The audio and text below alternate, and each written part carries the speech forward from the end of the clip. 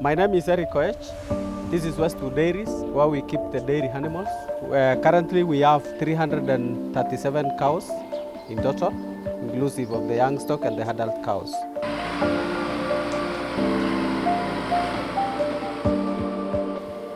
Basically, we keep cows for production of milk, and number two, we also try and use whatever the waste product from the cows.